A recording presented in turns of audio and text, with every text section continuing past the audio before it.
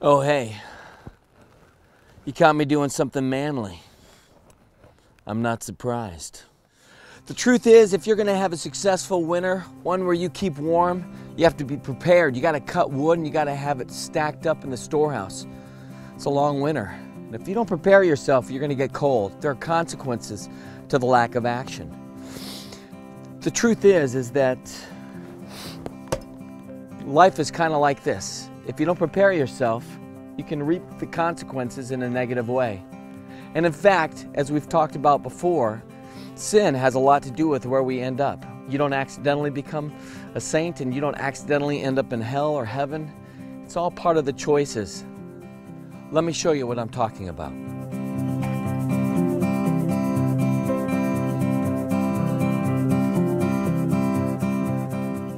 What I have done and what I have failed to do. As Catholics, we recognize that those sins, they matter, that they're important, that they have an impact. In a lot of ways, it's like a nail being nailed into a piece of wood, right? The nail is secure. I mean, it's steady. It's not going anywhere, really. Something drastic has to happen for it to be removed, and that's really the truth of what Christ did for us at Calvary. Really, because of that salvific work, we could say that the nails, that the sins, they're removed. I mean, really, in a lot of ways, the nails that went to his hands and his feet, that shedding of the blood, it forgave our sins. That's necessary for us, right? Because we can't take that out by ourselves. We need Christ to do that for us. But our sin, it doesn't just affect us individually, it affects other people. There are residual effects to that sin. It's like the hole that remains. Look, there's scars in the wood, there's holes, they need to be filled. I can't do that by myself either. That's why we have purgatory, really.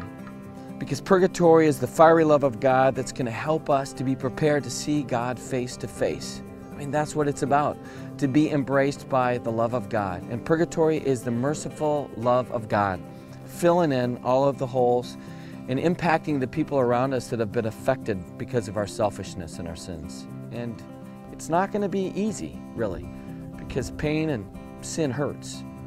But thank God for purgatory.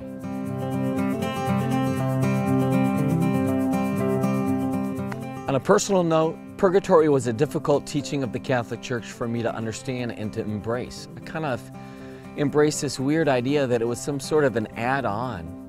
But that's not it at all. And in fact, this was pretty liberating to me to realize that Christ's work at Calvary included the gift of purgatory to people like you and I.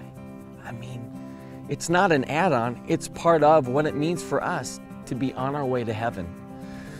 Thank God for it. Because the truth is, a soul, when we pass, we want to be purified and cleansed. We want to be whole, so that when we come and see him face to face, there'll be nothing left of that old. Thank God for purgatory, yes. You know what's amazing though, is that you and I, we get the chance, living here right now, to offer up our struggles and our sufferings as a gift to Jesus. And that suffering as a gift to Jesus can become redemptive and assist others who are on their journey out of purgatory and into the beatific vision. One time when I was at confession, a priest said to me, I want you to pray one Hail Mary for the soul that just needed one more Hail Mary to enter into the beatific vision.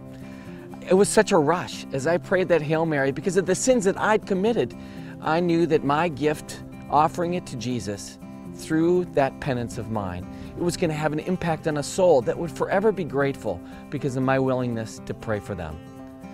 I pray that you will take advantage of your opportunity to impact the souls in purgatory, because really, it's a family. We're part of the family. We're part of a body. And your choice today will not just impact you, but others. That's something to be excited about. What do you know?